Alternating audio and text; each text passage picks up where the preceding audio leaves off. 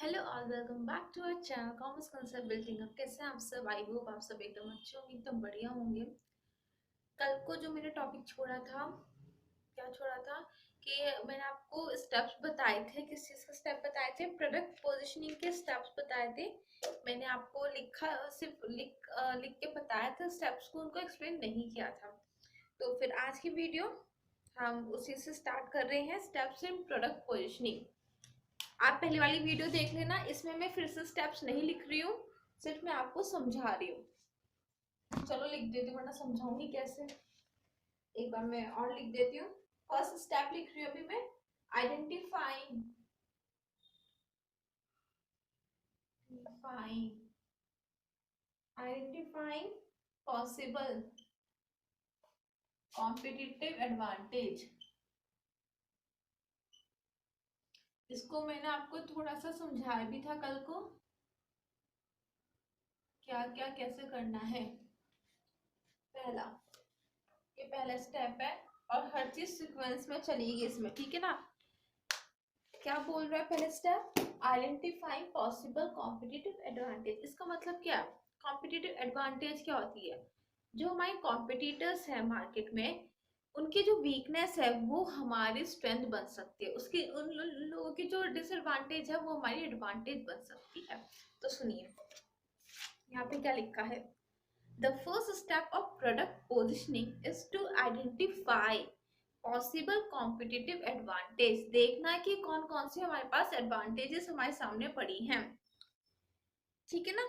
An advantage over competitors, सुना आपने? An advantage over competitors gained by offering consumer greater value either through lowering the prices or by providing more benefit that justify higher prices। देखिए, हमारी जो जो जो competitor की disadvantage होगी वो हमारी एडवांटेज होगी, और उस एडवांटेज को यूज करके अच्छे से हम कस्टमर्स को अट्रैक्ट कर सकते हैं।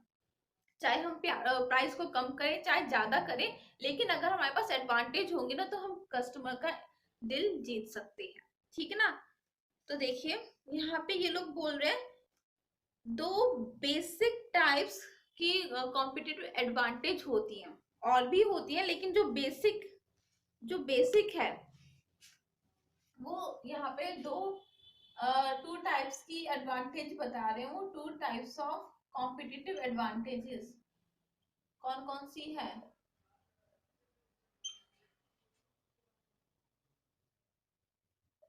कौन सी है दो एडवांटेजेस? पहली आपकी कॉस्ट लीडरशिप। कॉस्ट लीडरशिप होती है।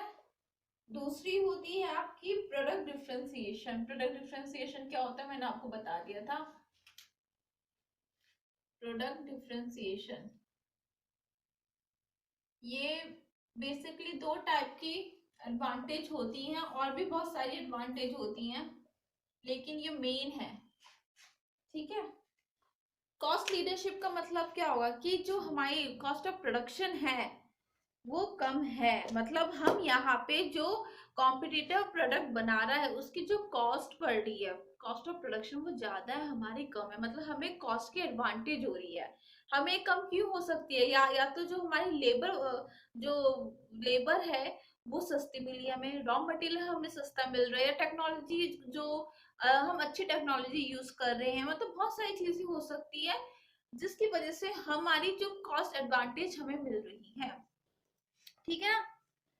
फिर सेकंड पॉइंट, सेकंड स्टेप है choosing the right competitive advantage. अब तो हमने देख लिया कि हमारे सामने इतने सारे एडवांटेजेस सामने पड़े हैं, लेकिन अब हमें सही एडवांटेज को सिलेक्ट करना होगा, ठीक है ना। सेकंड है आपकी, मैं इसको रब कर रही हूँ, सेकंड लिख रही हूँ मैं इधर। कल तक हमारा ये मार्केट सेगमेंटेशन पूरा कंप्लीट हो जाएगा फाइनली। काफी लंबा खिंच चुका है मार्केट सेगमेंटेशन। सेकंड है आपका, second step, choosing the right competitive advantage। सामने तो बहुत कुछ पड़ा है, लेकिन जो हमारे लिए सही होगा वो ही हम चूज करेंगे। पता चले। हमारी कॉम्पिटिटर जो है उसके लिए तो वो डिसएडवांटेज है, उसका वो वीक पॉइंट है, लेकिन हमारे लिए वो एडवांटेज है। अगर कभी कभार ये होता है ना कि हमें लगता है कि वो चीज हमारे लिए सही है या हमारे लिए वो एडवांटेज है, लेकिन जब हम उस काम को करने के लिए निकलते हैं या जोश जोश में जब हम डिसीजन ले लेते हैं कि यार नहीं, हमें तो इस चीज पे काम करना होगा, ये हमें एडवांटेज मिली है, हमें अपॉर्चुनिटी मिली है, जब हम जोश जोश से काम ले लेते हैं तो उसमें क्या होता है, हम गलत चीज का सिलेक्शन कर लेते हैं, जिसकी वजह से कॉम्पिटिटर की तो डिसएडवांटेज थी और हमारी भी डिसएडवांटेज वो बन जाती है और हमारा बिजनेस भी डूबने लगता है।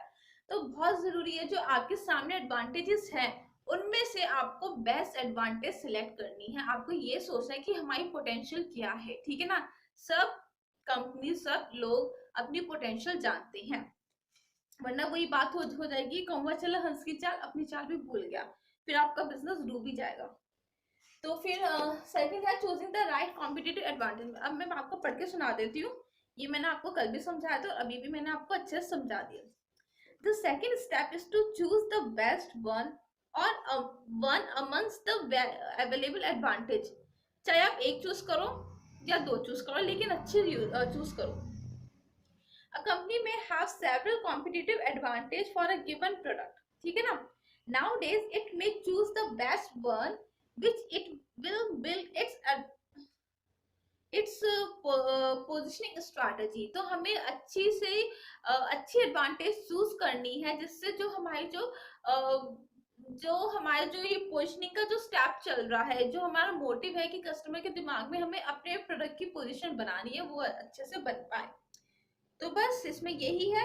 फिर है आपका third point, third step, signalling the competitive advantage. Third क्या है, सिग्नलिंग, सिग्नलिंग द कॉम्पिटिटिव, यही है ना, हाँ, कॉम्पिटिटिव एडवांटेज। देखिए इसमें देखते हैं क्या होता है।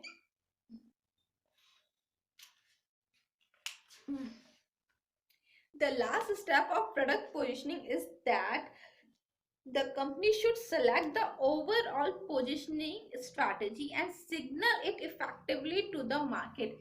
सिग्नलिंग का मतलब है, सिग्नल का मतलब है कि अब हम उसको अप्लाई करेंगे, जो भी एडवांटेज हमने चूज की है, जो भी स्ट्रैटेजी हमने चूज की है, उसको अब टाइम है अप्लाई करने का, इम्प्लीमेंट करने का, ठीक है ना। तो बस ये थे इसके स्टेप्स। अब जो नेक्स्ट टॉपिक है वो है आपका factors affecting successful product positioning. In short में मैं बोलूं तो हम अच्छे से प्रोडक्ट पोजिशनिंग कैसे कर सकते हैं, जैसे मैंने अभी आपको एक दो दिन पहले एक टॉपिक करवाया था, हम कैसे अच्छे से मार्केट को सेगमेंट कर सकते हैं। तो यहाँ पे एक और टॉपिक है कि हम कैसे अच्छे से अपने प्रोडक्ट की पोजिशनिंग कर सकते हैं, हमें हमें किस किस बातों का ध्यान रखना है, किन किन चीजों का हमें ध्यान रख के चलना है जब हम प्रोडक्ट पोजिशनिंग कर रहे होते हैं। तो मैं इस टॉपिक को स्टार्ट करती हूँ।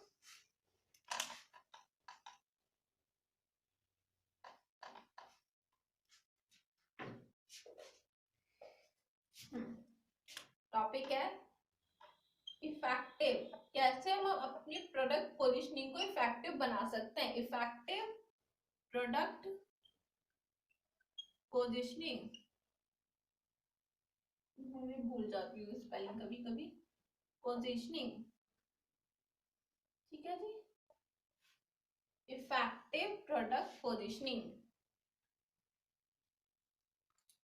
देखिए पहला पॉइंट जो ये बोलना चाह रहे वो है आपका डिजाइनिंग क्रिएटिव प्रोडक्ट फीचर। देखिए मैं पॉइंट को थोड़ा थोड़ा एक्सप्लेन कर दूंगी, ज्यादा मैं करूंगी नहीं, क्योंकि अब आपको भी पता हो चल गया होगा कि प्रोडक्ट पोजिशनिंग क्या होती है और आपको क्या क्या काम करना है। तो मैं लिख देती हूँ यहाँ पे और थोड़ा सा ही आपको एक्सप्लेन करूंगी और आप अपने दिमाग से पॉइंट्स बनाना, ठीक है, जैसे मैं आपको हमेशा बोलती हूँ। पहला आपका डिजाइनिंग, डिजाइन करना,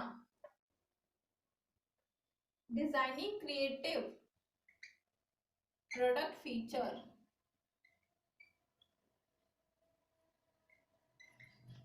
पहला तो आपका ये है कि आपके प्रोडक्ट में अच्छे फीचर होने चाहिए, इनोवेटिव चीजें होनी चाहिए, क्रिएटिव चीजें होनी चाहिए। क्यों होनी चाहिए? जब तक आपका प्रोडक्ट इतना अपीलिंग नहीं होगा, कस्टमर को अट्रैक्ट नहीं करेगा, तो उसके दिमाग में आपके प्रोडक्ट की अच्छी इमेज कैसे छपेगी? तो आपको देखो, एक बेसिक कंसेप्ट समझ लो, उसके एडवांटेज, डिसएडवांटेज, इंपॉर्टेंस सब कुछ आप लिख सकते हो अपने हिसाब से। तो मैंने आपको कंसेप्ट समझा दिया, फिर भी मैं आपको ये पॉइंट्स एक बार बता रही हूँ। फिर होता है आपका sizeable and profitable market segment. यहाँ पे ये बात कर रहे हैं मार्केट सेगमेंट की, कि आपको ठीक साइज का और प्रॉफिट वाला मार्केट सेगमेंट चूज करना है, प्रॉफिटेबल मार्केट सेगमेंट। वरना क्या होगा, आपने मार्केट सेगमेंट चूज कर लिया, फॉर एग्जांपल क्लोथिंग का बिजनेस था आपका, आपने सोचा कि मैं जो क्या मेल जेंडर को चूज किया आपने, और उनके हिसाब से आपने प्रोडक्ट बनाने शुरू किए, बेचने शुरू किए। लेकिन जिस लोकेलिटी में आपने वो चीज शुरू की, वहां पे डिमांड ही नहीं थी कि जो मेल क्लोथिंग है वो चले, वहां पे डिमांड थी फीमेल की।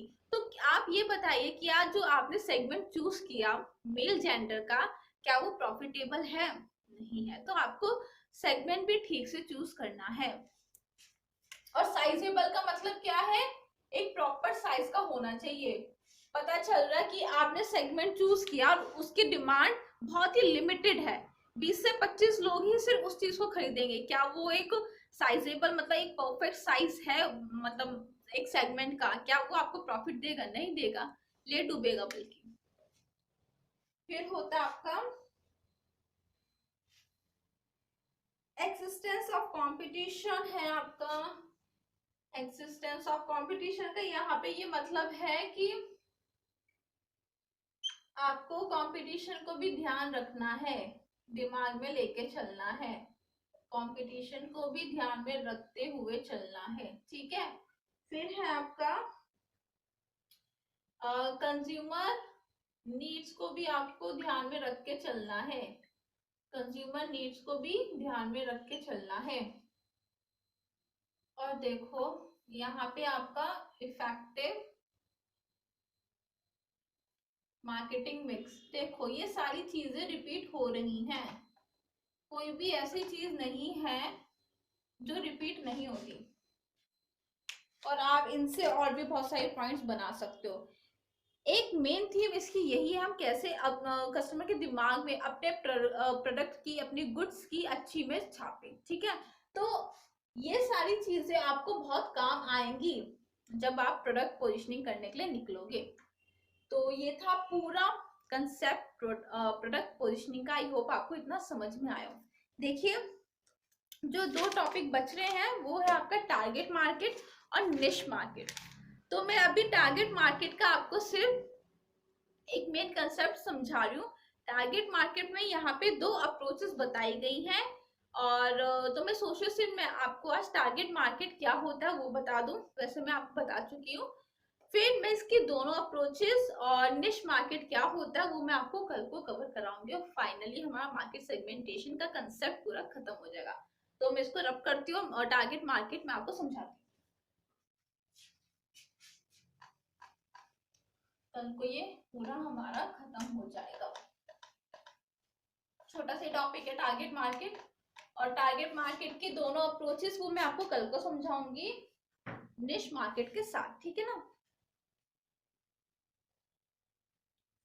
तो चलिए हाँ ये रहा, टारगेट मार्केट क्या होता है। टारगेट मार्केट ये भी बहुत बेसिक टॉपिक है, बहुत इंपॉर्टेंट है, आपको ये पता होना चाहिए क्या है। देखिए मैंने सोचा क्लोथिंग का मेरा बिजनेस है, मैं स्टार्ट करना चाह रही हूँ। मैंने सोचा कि मैं कौन सा सेगमेंट सेलेक्ट करूं, मतलब पहले तो मैंने क्लोथिंग का जो एक मार्केट होता है उसको ना सेगमेंट किया। अभी अपने दिमाग में मैं सोच रही हूँ, कुछ भी मैं अप्लाई या इम्प्लीमेंट नहीं कर रही हूँ। देखिए यहाँ पे मैं आपको समझाती हूँ, ये है आपका क्लोथिंग का मार्केट। ठीक है ना, मेरे दिमाग में सब बातें चल रही हैं। अब मैं ये सोच रही हूँ इस मार्केट को मैं कैसे कैसे सेगमेंट, मतलब इसके कितने सेगमेंट बन सकते हैं। अभी मैं ये सोच रही हूँ इसके कितने सेगमेंट बन सकते हैं। किस पे बन सकता है, इनकम वाला सेगमेंट बन सकता है, जेंडर वाला बन सकता है, जियोग्राफिक वाला बन सकता है। बहुत सारे बेसिक मैंने आपको बताए थे ना बेसिस कि किस किस चीजों पे हम सेगमेंट कर सकते हैं मार्केट को। जियोग्राफिक हो सकता है, और क्या हो सकता है, और क्या था, कल्चर के बेसिस पे भी था, है ना। और क्या था, मैं भूल गई इस टाइम, क्या था, डेमोग्राफिक लिख लो या एजुकेशन लिख लो, सॉरी एजुकेशन नहीं, एज लिख लो, एज लिखते हैं। मतलब और भी तरह से सेगमेंट हो सकता है, लेकिन मैंने अभी यहाँ पे 5 पॉइंट लिखे हैं। देखिए अभी मैं अपने दिमाग में सोच रही हूँ कि मैं क्लोथिंग का बिजनेस स्टार्ट कर रही हूँ, और ऐसे ऐसे मैं इसके सेगमेंट डिवाइड कर सकती हूँ, या मतलब इसके इस मार्केट के इतने सेगमेंट है। चलो इनकम है, जेंडर है, जियोग्राफिक है, कल्चर है, एज है। अब मैं सोच रही हूँ भाई चलो सेगमेंट तो मुझे पता चल गए, इतने मार्केट में ये सेगमेंट हो सकते हैं। अब मैं ये सोचूंगी यार मेरे लिए कौन सा सेगमेंट ठीक रहेगा, अगर मैं बिजनेस करना चाहूँ तो मेरे लिए कौन सा सेगमेंट ठीक रहेगा। ठीक रहने का मतलब क्या होता है इधर, कि मेरे लिए कौन सा प्रॉफिटेबल होगा। देखिए अगर आप कुछ भी बिजनेस स्टार्ट कर रहे हो ना, हम बोलते तो हैं आज के टाइम पे भी कि कस्टमर के नीड्स के हिसाब से हम करेंगे, लेकिन एज अ बिजनेसमैन मुझे पहले यही दिमाग में, मेरे दिमाग में यही पॉइंट आएगा कि यार मेरे लिए कौन सा प्रॉफिटेबल होगा। मतलब मैं यहाँ पे कस्टमर के नीड्स को भी लेके चलूंगी, लेकिन अगर आप भी मेरी जगह हो और आप भी बिजनेस स्टार्ट करने के बारे में सोच रहे हो, तो आप ये ही सोचोगे सबसे पहले कि मेरे लिए फायदेमंद कौन सा रहेगा। तो अब मैं यहाँ पे यही सोच रही हूँ कि मेरे लिए फायदेमंद कौन सा रहेगा। मुझे लगा यार मैं जेंडर के बेसिस पे करती हूँ, मैं अपना जो मैं टारगेट करूंगी वो मैं जेंडर के बेसिस पे करूंगी। अब चाहे मैं यहाँ पे मेल के कपड़े बनाऊं चाहे फीमेल के कपड़े बनाऊं, चाहे मैं दोनों के कपड़े बेचूं बना के, ठीक है। जब मैं देखो इन सारे सेगमेंट में से जब मैं एक सेगमेंट को सिलेक्ट कर रही हूँ, उसको टारगेट कर रही हूँ, एक या दो को, मतलब आप दो को भी कर सकते हैं, तीन को भी कर सकते हैं, लेकिन मैं यहाँ पे एक को टारगेट कर रही हूँ, तो वो होता है टारगेट मार्केट। मेरा टारगेट मार्केट क्या है, जेंडर है। और अगर मैं जेंडर में सिर्फ फीमेल को कर रही हूँ, फीमेल जेंडर को मैं टारगेट कर रही हूँ, तो फिर मैं बोलूंगी मेरा जो टारगेट मार्केट है जेंडर में वो है आपका फीमेल टारगेट मार्केट। अगर मैं बोलूं कि मैंने दोनों को सेलेक्ट किया है, तो मैं बोलूंगी मेरा जेंडर टारगेट मार्केट है, जिसमें मैं टारगेट दोनों को कर रही हूँ, मेल और फीमेल को। आई होप आपको समझ में आया हो, मैंने बहुत सिंपल तरीके से समझाना चाहा है। टारगेट मार्केट का मतलब क्या होता है, फिर से मैं बता रही हूँ। जब हम मार्केट को सेगमेंट तो कर देते हैं, सेगमेंट तो हम कर रहे हैं, उसकी ब्रांचेस तो निकाल रहे हैं, लेकिन हम जब उस ब्रांचेस में से एक ब्रांच को सिलेक्ट करते हैं, इस सेगमेंट को सिलेक्ट करते हैं, या एक से दो सेगमेंट को सिलेक्ट करते हैं, उस पर काम करते हैं, उसको टारगेट करते हैं, उसको हम बोलते हैं टारगेट मार्केट। आई होप आपको समझ में आया और टारगेट मार्केट होता क्या है। अब मैं आपको पढ़ के सुना रही हूँ। Target market selection is the choice of which and how many market segment the company will work on it। ठीक है ना। तो और इसमें और कुछ बताऊं मैं आपको, यही है। इसमें इन लोगों ने एक और चीज लिख रखा है, जब कंपनी मार्केट को सेगमेंट कर देती है उसके बाद जो सेकंड स्टेप होता है वो यही होता है कि हम किस मार्केट पे वर्क करेंगे, किस मार्केट पे को हम सेलेक्ट करेंगे। देखिए firstly, the company must see whether a potential segment has some attractive features such as size, growth, low risk, profitable। In segment में से पहले मैं ये सारी चीजें देखूंगी, क्या साइज है, क्या ग्रोथ की अपॉर्चुनिटी है, रिस्क कैसा है, प्रॉफिट मुझे कितना होगा। फिर जब मुझे लगेगा इन सेगमेंट में से एक या दो सेगमेंट, मतलब आप कितने भी सिलेक्ट कर सकते हो, वो आपकी पोटेंशियल है। जब मुझे लगेगा कि यार मेरा ये वाला सेगमेंट ठीक रहेगा, तो मैं इसको सिलेक्ट करूंगी, इसको टारगेट करूंगी, ठीक है। फिर हमें सेकंड काम क्या करना है, second the company must consider whether investing in the segment match the company objective of resources। वही बात कर रहे हैं, जितना हम उस सेगमेंट में इन्वेस्ट कर रहे हैं, क्या हमें हमारे पास उतने रिसोर्सेज हैं, क्या वो हमारे कंपनी का जो ऑब्जेक्टिव है उससे मैच करेगा। ठीक है ना। देखो इन लोगों ने एक और बात बताई है, some time attractive segment could not match with the long term objective of the company। देखो मुझे ये अट्रैक्ट किया, ये वाला सेगमेंट, मेरे मन ने कहा यार मैं इस पे काम करती हूँ, लेकिन वो फिजिबल, वो प्रैक्टिकली वो पॉसिबल नहीं है। मतलब मैं कर तो लूंगी सेगमेंट पे काम, लेकिन ये फ्यूचर में मुझे लगता नहीं है कि इतना पोटेंशियल रहेगा कि मुझे प्रॉफिट वो दे पाए। तो मैं क्या करूंगी, अगर मैंने इसको चूज कर लिया तो मेरा बिजनेस डूबेगा डूबेगा। तो हमें प्रैक्टिकल होके सोचना है, हमें प्रैक्टिकल होके चलना है, हर बातों का हमें ध्यान रख के चलना है। तो ये था आपका टारगेट मार्केट। जब हम एक सेगमेंट को या एक से दो सेगमेंट को टारगेट करते हैं, उन पर काम करते हैं, उसको हम बोलते हैं टारगेट मार्केटिंग। इसकी दो अप्रोचेस है, और दो अप्रोचेस के बाद है आपका निश मार्केट। सिर्फ आपके 3 टॉपिक रह रहे हैं, उनको मैं आपको कल को कराऊंगी, और कल को हमारा मार्केट सेगमेंटेशन पूरा अच्छी तरह से कंप्लीट हो जाएगा। तो ये थी आज की वीडियो, आज की क्लास, आज का कंसेप्ट। आई होप आपको आज की वीडियो, आज की क्लास पसंद आई। बाय।